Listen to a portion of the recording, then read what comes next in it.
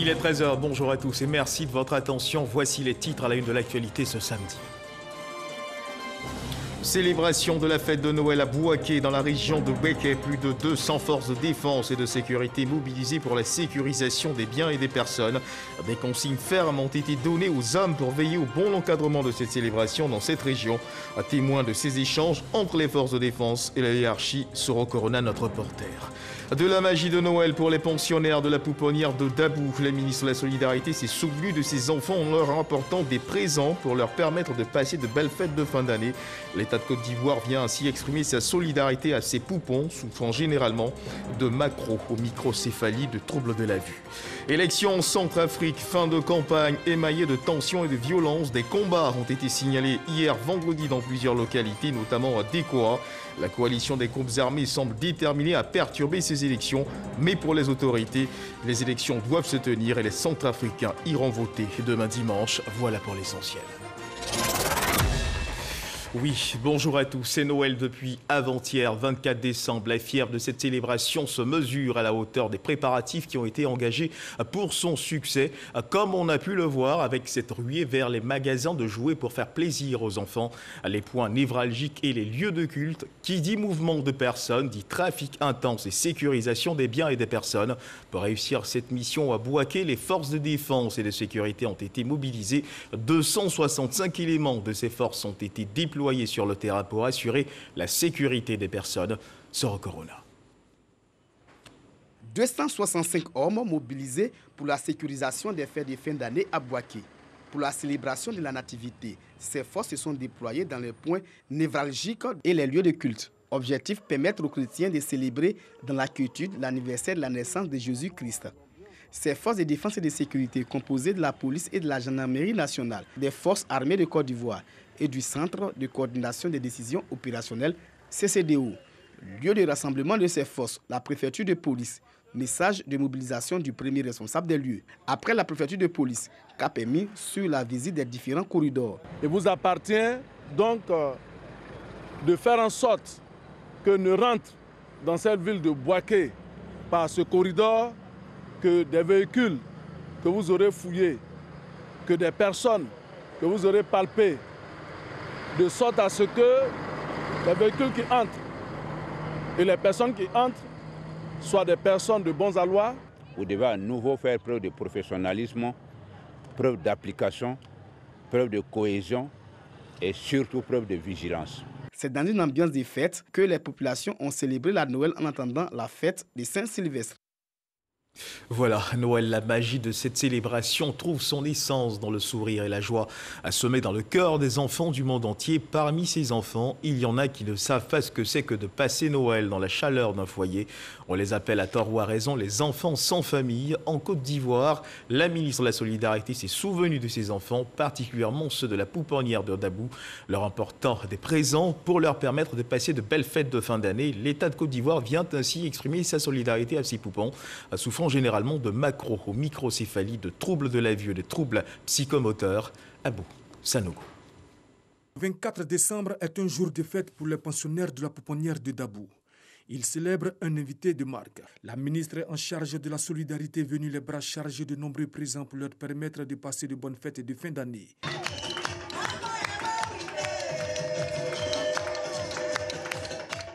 Je voudrais dire merci d'avoir pensé à nos enfants, qui, sans des personnalités comme celles que vous êtes, seraient seuls dans cette grande société des hommes, auraient froid dans la chaleur humaine et seraient sans espoir. Or, l'enfance est le symbole de l'espoir. Créée en 1950, la pouponnière de Dabou compte à ce jour 96 pensionnaires, tous des handicapés lourds, frappés en général de macro ou microcéphalie, de troubles de la vue ou de troubles psychomoteurs.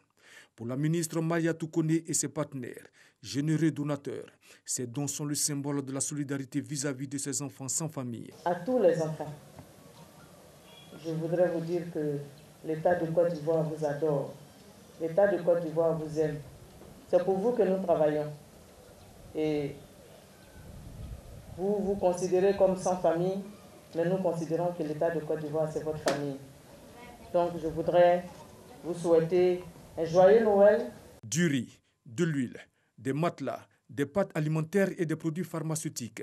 Voilà l'essentiel des dons faits au cours de cette cérémonie. Une cérémonie rehaussée par la présence du ministre de la Femme, de la Famille et de l'Enfant et des autorités administratives et politiques de la région des Grands Ponts.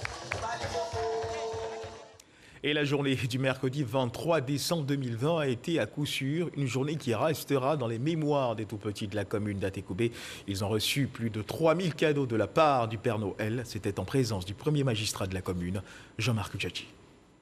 Apporter un peu de gaieté aux tout-petits de la commune d'Atekoubé est le combat de l'ONG Cœur de Mer International. Cette organisation, avec à sa tête Clarisse Olga Danho, épouse du maire de la commune, apporte un sourire aux enfants sans aucune distinction sociale en période de Noël. Cette année, malgré la situation de crise sanitaire, elle n'a voulu déroger à cette tradition. La parole de Dieu nous dit, celui qui donne à un petit enfant, c'est à moi le Seigneur qui donne. Alors un bienfait n'est jamais perdu. Je pense que pour ma part ce soir, le fait pour moi d'offrir ces 3000 cadeaux à ces enfants ici à Atekoubé, c'est non seulement apporter un sourire dans leur cœur d'amour, mais également apporter un sourire dans le cœur de notre Seigneur. Plus de 3000 cadeaux sont offerts aux enfants par le Père Noël venu de l'ONG Cœur de Mer International. Et à cela s'ajoutent ceux du conseil municipal qui organise un arbre de Noël éclaté sur le territoire communal. Une initiative bien accueillie par les tout-petits et par le premier magistrat de la commune. Soyez-en remerciés. Vos actes ne sont pas perdus. Au temps prévu par le Seigneur lui-même, il vous accordera votre récompense. Merci à Cœur de Mer qui met dans vos cœurs du bonheur chaque année. Tous les enfants d'Abobo-Doumé sont en joie au foyer d'Abobo-Doumé. Tous les enfants du quartier Santé 3 sont à Kourouba en joie. Tous les enfants des municipalités et beaucoup d'enfants ont été reçus à la mairie parce que nous sommes une commune famille et quand il y a la fête de Noël, c'est la fête de la famille, on est ensemble. Cette organisation non gouvernementale, depuis sa création, œuvre pour l'autonomisation de la femme à travers la mise en place d'activités génératrices de revenus. C'est dans une ambiance bon enfant que cette cérémonie a pris fin. Et en cette période de Noël, Aya Moussoukro, un opérateur économique, fait parler son cœur. Amani une doigt bienvenue à juger. Important d'avoir une pensée particulière pour les pensionnaires du village de la ville. Il a offert aux pensionnaires de cet établissement social des vivres composés essentiellement de riz, de pâtes alimentaires et d'huile de cuisine, de quoi leur permettre assurément de festoyer en ce moment de grande réjouissance. Soro Corona. Village SOS de Yamoussoukro. Les pensionnaires de ces centres bénéficient des vivres composés de riz et de pâtes alimentaires, dont Damani Mboua bienvenue. Il s'agit de venir en aide aux enfants démunis et en situation de précarité. De coutume, voilà, depuis 3 ans, nous le faisons à Abidjan. Nous avons pensé que ce serait vraiment très opportun de le faire, et surtout avec les tout petits, porteurs de bonheur, porteurs de joie, porteurs d'amour. Et donc nous pensons que c'est un moment pendant lequel il faut se souvenir de nos enfants. Dans son élan de solidarité et de générosité, le bienfaiteur a offert un arbre de Noël aux enfants défavorisés de la capitale politique de Côte d'Ivoire. Cela pour que tous les enfants, quelle que soit leur classe sociale, vivent la magie de Noël.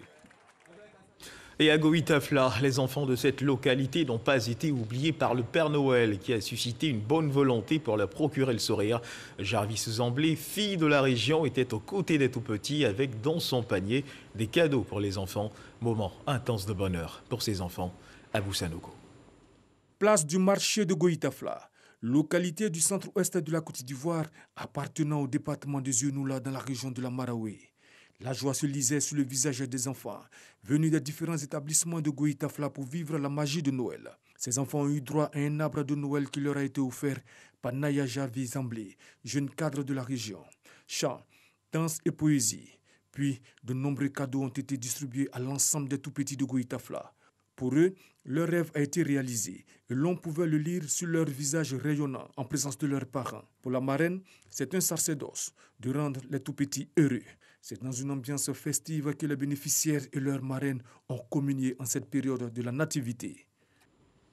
La fête de Noël dans les familles, mesdames et messieurs, à chacun sa célébration selon sa vision, sa convenance, mais également son portefeuille financier. Dans ce reportage que vous allez suivre, une de nos équipes s'est rendue dans plusieurs familles pour prendre le pouls de cette célébration.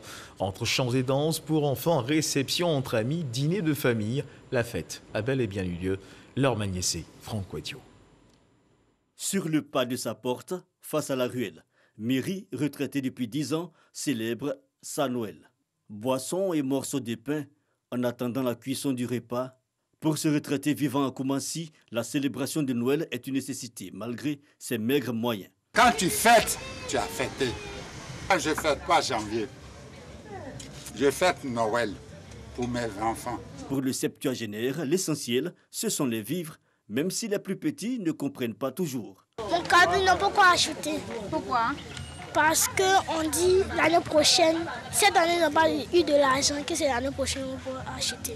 Ailleurs, la cité douane, nous sommes dans la commune voisine de Trècheville. Des enfants, en fête, danse, cadeaux, friandises, tout ce qu'il faut pour sentir la joie de Noël.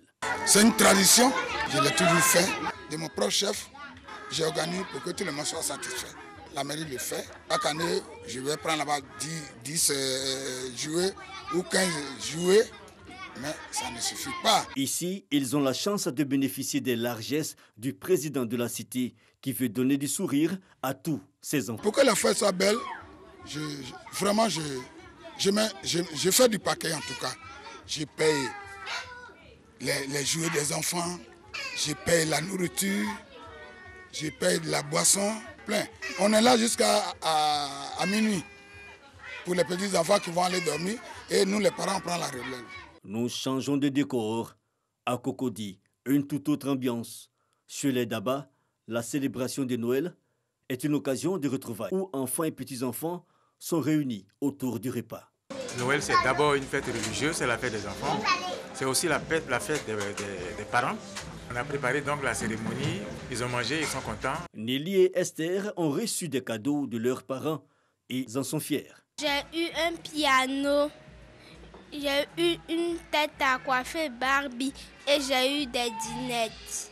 Je suis contente de mon cadeau. Ambiance de fête, moment particulier que cette célébration de Noël, ce sont des moments de partage qui restent comme figés dans le temps pour chacun. Et puis, mesdames et messieurs, comme un trouble fête en cette période de réjouissance, une rumeur s'est invitée sur les réseaux sociaux. Une certaine annonce d'une augmentation du prix de la baguette de pain, de quoi susciter la colère des organisations de consommateurs. Une situation qui a poussé le ministère du Commerce à produire un démenti. Mamadou Kouassi, notre reporter, a rencontré ces organisations de consommateurs qui n'ont pas manqué de se prononcer sur le sujet. Reportage. Vendredi 25 décembre 2020, en ce jour de Noël, les populations sont réveillées, harassées par une rumeur. La baguette de pain, aliment de grande consommation, va subir une augmentation à partir du 15 janvier 2021. Vérité ou mensonge, un canard de la place est à l'origine de cette information qui jusque-là n'avait pas pu être vérifiée. De 150 francs pour le pain ordinaire passé à 350 francs, c'est vraiment un coût inaccessible pour une grande frange de la population. Vu un peu la difficulté du moment, je pense qu'il ne serait pas vraiment souhaitable que le pain augmente. Le pain à la rigueur, au moins 100 francs, ça va, mais à la rigueur de 200, 250, moi je ne suis pas d'accord. Nous, à nos niveaux, on n'a pas eu cette information d'abord. C'est d'après les clients, ceux qui rentrent et nous informent qu'on dit qu'il y a eu des changements sur le prix de pain. Bon, nous, à nos niveaux, personne ne nous a rien dit d'abord. Le ministère du Commerce et de l'Industrie dément cette information qui, en réalité, émane d'une organisation de boulangers. Les associations de consommateurs s'en offusquent et appellent à la vigilance. S'il doit y avoir une augmentation, il aura une procédure, il aura des concertations, il aura des justifications. Pour le moment, nous ne sommes pas là. Si quelqu'un est victime dans le domaine du pain, c'est le consommateur, parce que nous sommes volés sous le poids. Le ministère a défini des normes en matière de pain. La baguette de pain de 90 cm a un poids de 200 grammes de pain cuit à 150 francs. Et c'est ces normes-là que les bons boulangers de Côte d'Ivoire respectent sur l'ensemble du territoire ivoirien.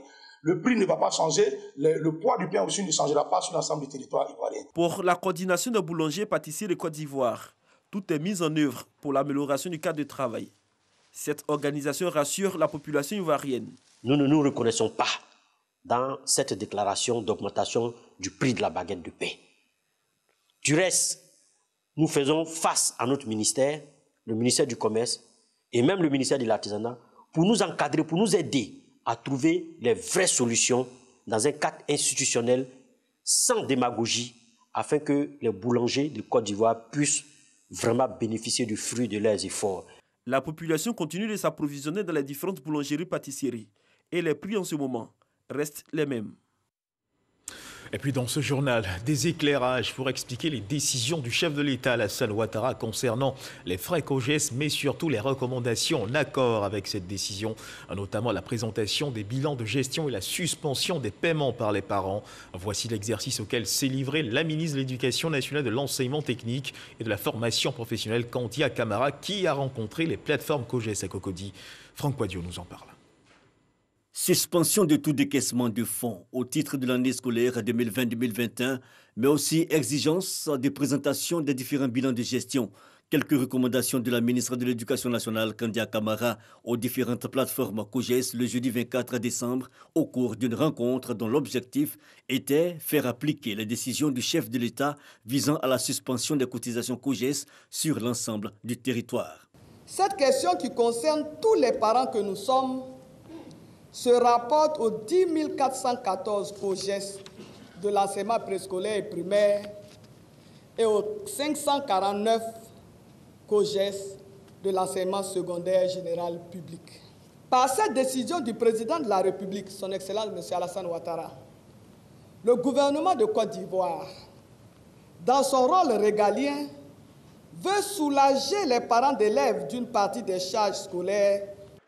La ministre de l'Éducation nationale n'a pas manqué à l'entame de la rencontre de saluer la décision prise par le chef de l'État de supprimer les frais COJES. Elle a par ailleurs rassuré les acteurs de l'école. La mesure n'est pas une sanction, mais plutôt un recadrage de la gestion des établissements scolaires en adéquation avec la vision du chef de l'État relative à la gratuité de l'école. Je rappelle que le cadre réglementaire établit les maires, les présidents des conseils régionaux, ainsi que les gouverneurs de district comme présidents des assemblées générales des COJES, organes de décision. C'est pourquoi, en me tournant vers les collectivités territoriales dont je salue l'action, je les exhorte à s'impliquer davantage dans le suivi, le fonctionnement et la gouvernance des comités de gestion des établissements scolaires, en abrégé COJES. Pour l'heure, je vous invite au respect des consignes ci-après. Suspendre toute levée de cotisations et dépenses à compter de janvier 2021. Surseoir à tout décaissement de fonds à compter de janvier 2021. Faire le bilan de vos trésoreries. Nous prévoyons dès janvier 2021 une tournée de sensibilisation et d'information pour un large partage. Une rencontre d'information mais aussi d'échange. En clôture, la plateforme de COJES a lu un communiqué pour marquer son adhésion et son désir d'accompagner les décisions prises par les autorités gouvernementales. Et dans l'euphorie de la fête, une consigne qu'il ne faut surtout pas oublier, il faut continuer de faire attention, mesdames et messieurs, le coronavirus continue de sévir en Côte d'Ivoire et à travers le monde.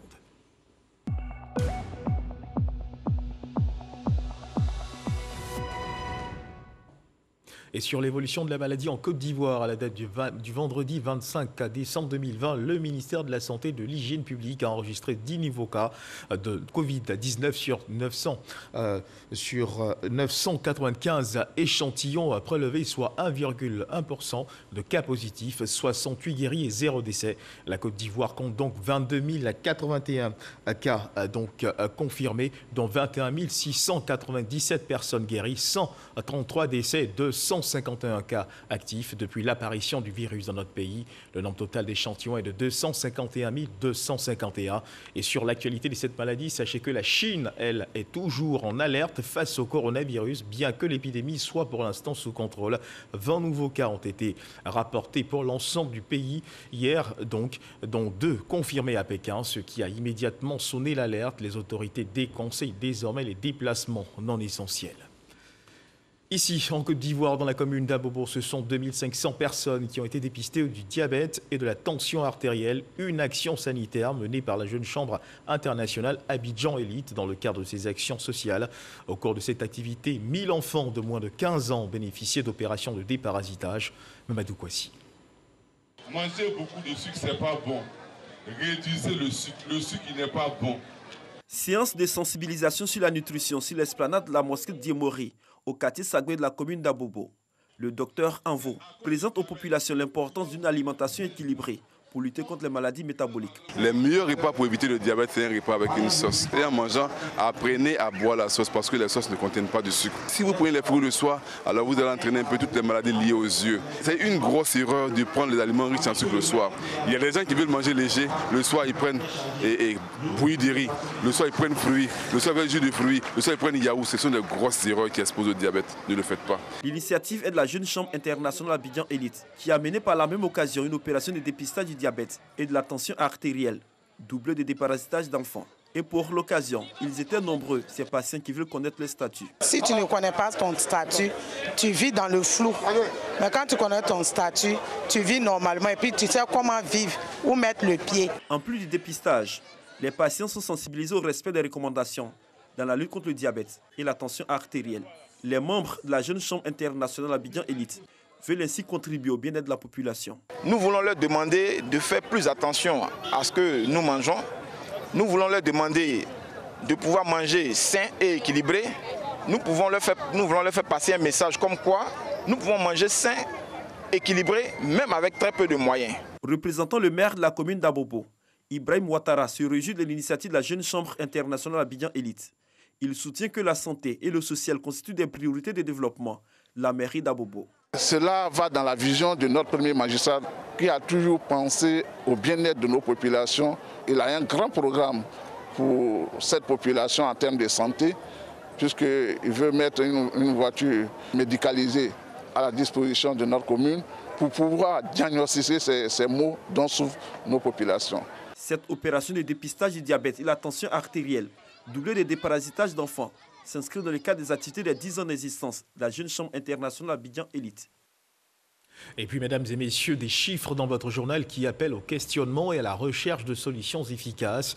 Selon le programme national de la santé scolaire universitaire, l'année scolaire 2016-2017 a enregistré 4471 cas de grossesse, malgré les efforts conjoints du gouvernement et ses partenaires. Le taux de grossesse précoce et d'avortement clandestin est en hausse de 13,3%. Comment susciter davantage l'attention des décideurs sur l'accès limité des adolescents aux services et produits de santé, de la reproduction, de la planification familiale? L'ONG Mission des Jeunes pour l'éducation, la santé, la solidarité et l'inclusion a exposé justement sa vision. Walter Amadou Ouattara. 4471 cas de grossesse durant l'année scolaire 2016-2017 indique la direction stratégique de la planification des statistiques du ministère de l'Éducation nationale. Toujours, selon cette même source, l'année 2020 enregistre une hausse de 13,3% de grossesse précoce et d'avortements clandestins. Les enfants adoptent des attitudes qui sont mauvaises pour leur santé. On peut dire la tontine sexuelle, donc une fille avec plusieurs garçons ou plusieurs garçons avec une seule fille. On essaie de sensibiliser via les médias sociaux en mettant en avant leur vie, surtout leur vie, et en leur montrant combien de fois les conséquences de leur acte peuvent leur conduire soit à arrêter leurs études, soit à perdre la vie.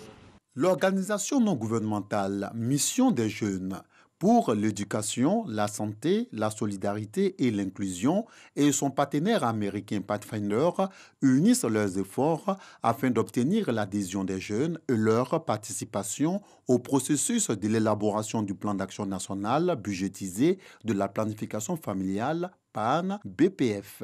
400 millions de francs CFA, c'est ce que l'État a accepté d'injecter pour acheter les produits contraceptifs. Mais je pense qu'on peut faire mieux que ça. Il y a eu une décision de l'État de Côte d'Ivoire qui dit que les produits contraceptifs sont gratuits pour les jeunes. Le problème, c'est qu'il y a des problèmes de rupture. Il s'agit en somme de mobiliser les jeunes à s'intéresser du domaine de santé afin qu'ils puissent s'exprimer, dire leurs besoins et que ces besoins puissent être pris en compte effectivement par l'autorité. Le directeur coordinateur du Programme national de santé de la mère et de l'enfant exhorte les jeunes à prendre conscience de la situation. Nous souhaitons qu'il y ait une grande mobilisation de la jeunesse ivoirienne pour la création ou la mise en place d'une grande structure qui enferme toute la jeunesse avec un seul objectif, améliorer l'accès et lever tous les obstacles à l'accessibilité, la contraception et la planification familiale. À terme, cette rencontre d'engagement donnant une vue d'ensemble du processus et rôle des différentes parties prenantes dans le plan d'action national budgétisé de la planification familiale va présenter les besoins réels et spécifiques des adolescents en matière de la santé de la reproduction. Et on parle à présent de cohésion sociale. Des jeunes membres de l'association pour la paix et la cohésion sociale en Côte d'Ivoire veulent contribuer au renforcement de la cohésion sociale dans le pays. Après une période électorale plutôt agitée, ils ont décidé de sillonner toutes les régions de Côte d'Ivoire pour contribuer à l'éducation civique des jeunes et à la sensibilisation des populations au renforcement du vivre ensemble. Mamadou Kouassi. Ils sont désormais des ambassadeurs de la paix et des promoteurs du vivre ensemble. Ces membres de l'APCC, Action pour la paix et la cohésion sociale en Côte d'Ivoire, s'engagent sur la route de la paix pour une Côte d'Ivoire prospère. Pour y arriver, ils comptent sillonner toutes les régions de Côte d'Ivoire pour promouvoir davantage le vivre ensemble. Nous avons une approche éducationnelle, c'est-à-dire nous allons former des leaders dans les différentes communautés, dans toutes les régions de la Côte d'Ivoire, afin que ces personnes aussi, les pères éducateurs, ces personnes aussi puissent aller former les différents leaders d'opinion dans les différentes communautés pour la promotion de la paix. Nous allons former les élèves à la notion de la paix, ce qu'on appelle Young Education for Peace. Des engagements salués par Julien Konan, président de la cérémonie, et représentant à la fois la ministre Raymond Goudou Kofi, marraine de l'événement.